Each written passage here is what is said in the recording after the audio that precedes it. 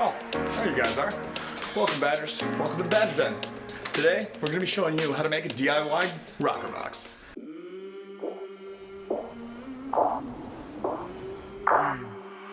I came from the mud.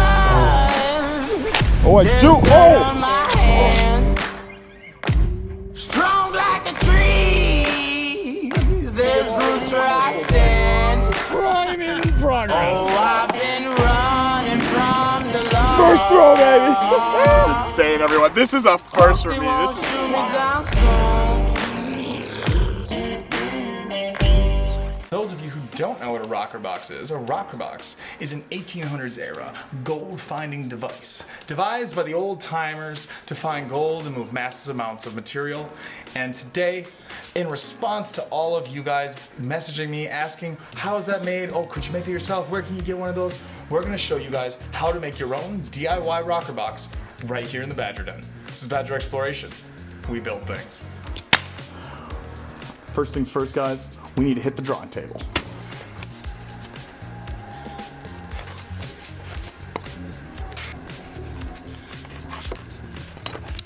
It's starting to come to shape. We're gonna give you right here on the screen, I'm gonna put up all the drawings and dimensions for you guys so you can see all the different dimensions here, and there will be a cut list also right to your left. With that being said, guys, let's jump right into cutting these pieces and showing you kind of the lumber and timber we're using. In following the prospector's tradition, I am using materials that are just around and available to me to show you guys that you can create this with very, very few items and find gold. You may be wondering what's the best kind of wood for a rocker box. We gotta remember, this is going to be getting wet. This is going to be getting a lot of abrasion in use, and you wanna make sure that it's ultra light and lightweight so you can carry it into the backcountry with your gold hunting adventures.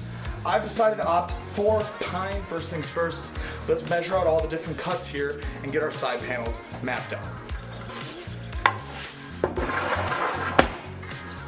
Decided I'm going to be using these boards as my main sides. This will determine the actual base height of our rocker box as a whole. While I measure this out and get some of these cuts, guys, I'm going to be talking to you about the ins and outs of rocker boxes and the sizes that they vary in. One of the first devices used after the gold pan was actually the Gold Rocker Box. The rocker allowed small operators to increase the amount of gravel handled in a single shift. With a minimum investment in equipment, rockers may vary in size, shape, and general construction, depending of course upon available construction materials, size of gold recovered, and the builder's mining experience. So gold rocker boxes generally ranged in length from 24 to 60 inches, in width from 12 to 25 inches, and in height from 6 to 24 inches. Resembling a box on skids or a poorly designed sled, a rocker sorts materials through screens. Rockers are built in three distinct parts: a body or sluice box, a screen and or apron. The floor of the body holds the riffles in which the gold is caught, and the screen catches the coarser materials and is a place where clay can be broken up and removed at all particles of the gold. Screens are typically 16 to 20 inches on each side with 1/2 inch openings. Fine material is washed through the openings by water onto an inclined apron, and that apron is used to carry all the material to the head of the rocker and is made of canvas stretched loosely over a frame. It has a pocket or low place in which the coarse gold and black sands can be collected and acquired. The apron can be made of a variety of materials from like blanket, carpet, canvas, rubber mat, burlap, or emagliated copper plated riffles. That is going to be our initial outline right there, guys. And we're gonna make 2 of those.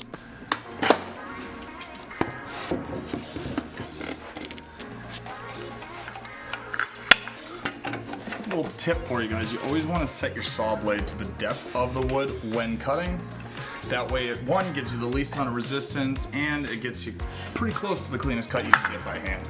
Oh, and wear eye protection. That's better. Cover your ears.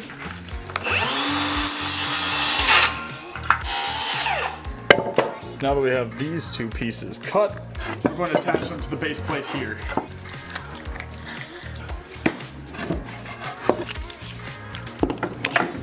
You want to ensure a good tight fit because you don't want any gold seeping into these cracks and escaping your grasps. Now to be clear, I am not going to be doing this as the final way of attaching these boards together. No, this is actually just to give me a nice pin in so I can do pilot holes and put in.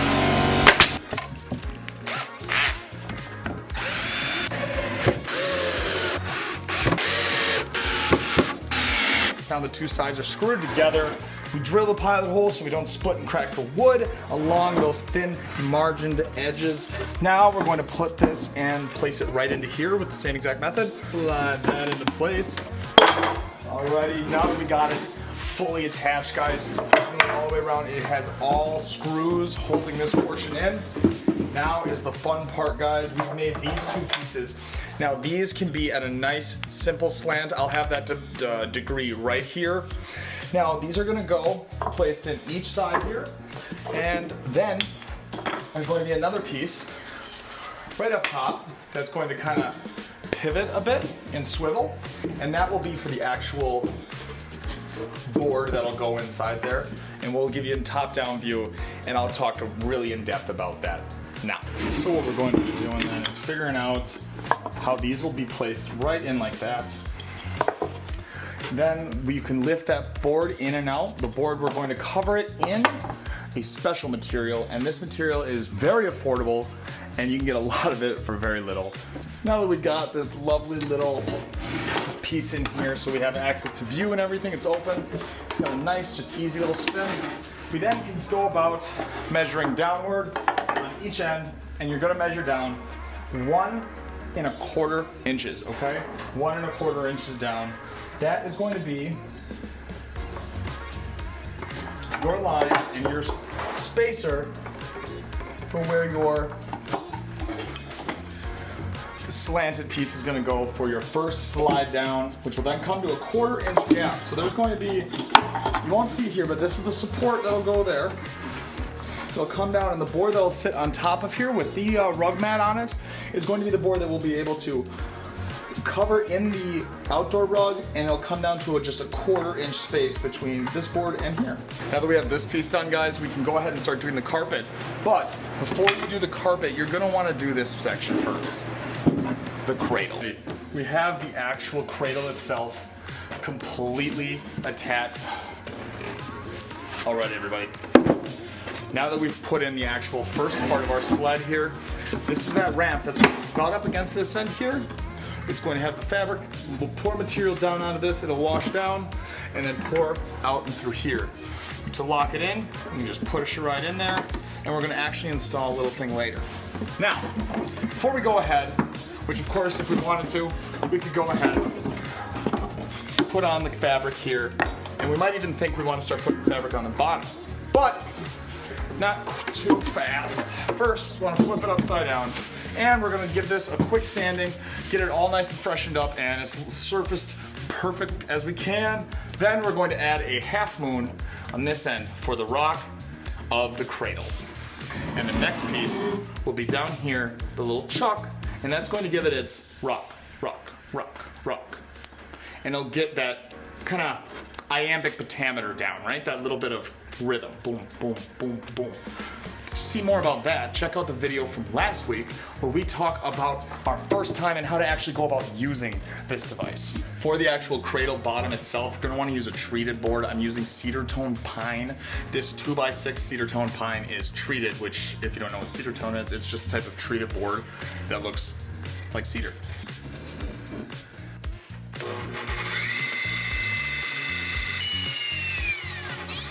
Alrighty, there you have it. The cradle's on. Now we just have to get the carpet and the knocking. Guys, she's starting to take shape. You hear that clickety clack? Before we do all that, we're gonna pin it down just a little, and we're going to install these bars, all right? So these are gonna go straight across here.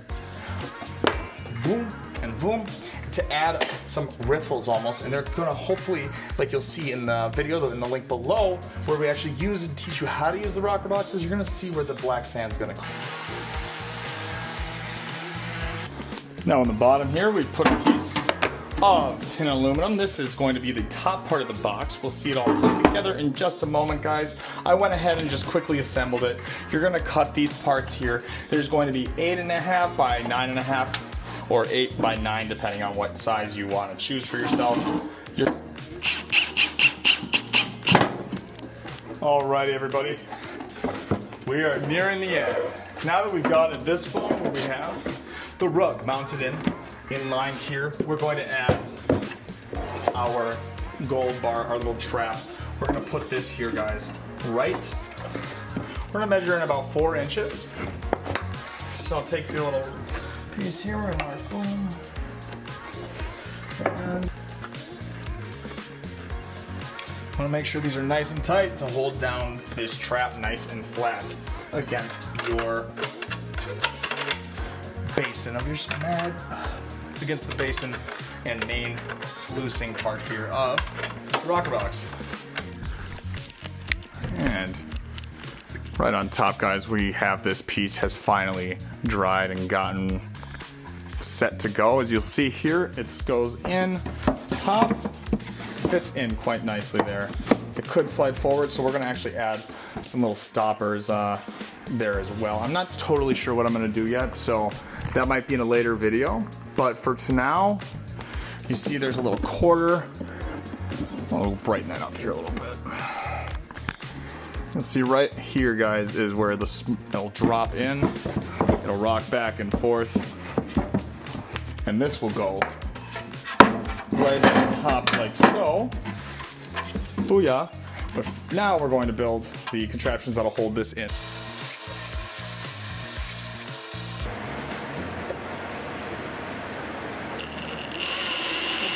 Yeah, of course we do. Yeah, I agree. Yeah. Formed handle. It's gonna go right here on the side of the rocker box, and then it's gonna go down like this, guys. Boom, boom.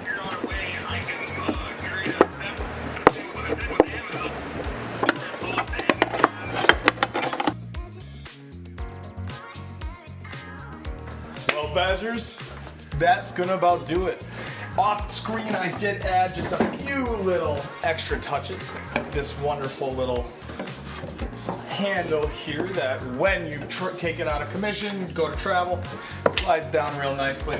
I added these lips on here, and I added a few metal clamps on the front here, so when those sluice, all the material is rushing over here, it's gonna fall off the edge. But yeah, guys, here she is. I'm pretty proud I was able to put this together, and if you noticed in the beginning of the video, there was light outside. Now it's dark, but you hear that? Oh yeah, guys, that is the Tickaway-nation. Thank you for watching today. If you like DIY videos and you like some of these tutorials and seeing what it's like and how I build some of the tools and equipment we use on the videos in the Badger Den, make sure to comment down below if you'd like to see anything else built or put together, guys. That being said, this is Badger Exploration. We build things.